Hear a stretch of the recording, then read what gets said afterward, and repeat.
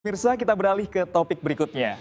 Pondok Pesantren Nurul Huda Kandis Batu Karak beralamat di Jorong 1 Siguhung, Nagari Lubuk Basung, Kabupaten Agam, telah membuka pendaftaran peserta didik baru untuk tahun 2026.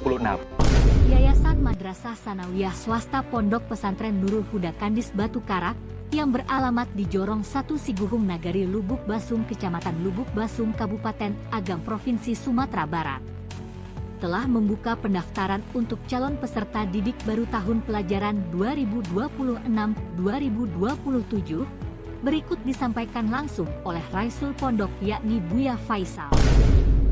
Pendaftaran telah kami buka pada gelombang pertama 5 Januari sampai 26 April 2026 dan gelombang kedua 4 Mei sampai tanggal 28 Juni 2026. Di era globalisasi yang sehari-hari dengan Android dan bahaya pergaulan bebas, pesantren sebagai salah satu wadah untuk membina dan mendidik santri kepada yang berakhlakul karimah dan disiplin penuh tanggung jawab dalam menghadapi tantangan zaman yang modern penuh digitalisasi. Ikut cuplikan ceramah salah seorang guru Pondok Pesantren Nurul Huda dalam YouTube Ustadz Muhammad Yusuf Al-Minangkabawi. Sholat duha dilatih, sholat tahajud dilatih, sholat 5 waktu pasti, ceramah dilatih. Bahkan di pesantren Nurul Huda itu setiap selesai sholat zuhur, anak dilatih. Setiap hari orang latihan dua ceramah. Pesantren siang, samu belajar menuju sanawiyah, samu belajar menuju sifat, ada matematik, ada PKN, bahasa Indonesia. Yang sebenarnya pondok yang malam itu dan pondok malam itu sebenarnya atur pada kitab di sini, kitab hadis, kitab talim, kitab nahu, salon dan lain sebagainya.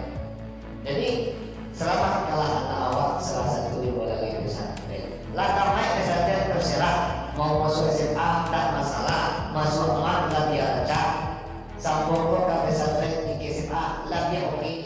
Raisul Pondok juga menegaskan bahwa peserta yang mendaftar di gelombang pertama lebih diistimewakan untuk diterima karena telah menunjukkan minat dan bakat yang lebih tinggi untuk masuk ke Pondok Pesantren Nurul Huda. Mari antarkan anak-anak kita ke pondok pesantren karena kuota terbatas pada tahun ini. Kami buka 2 gelombang. Kami agak diutamakan pada gelombang pertama karena kami menilai bapak-bapak, ibu-ibu, sekalian berkemungkinan yang gelombang pertama itu kemauan dari bapak-bapak, ibu-ibu dan anak-anak kita sekalian untuk dididik di pondok pesantren.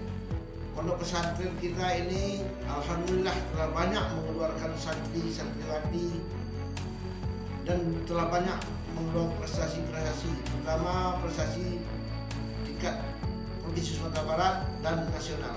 Malah kita pernah mendapat pelaksana ujian terbaik, integritas terbaik tingkat nasional di saat Menteri Pendidikan dulu Bapak Anies Baswedan.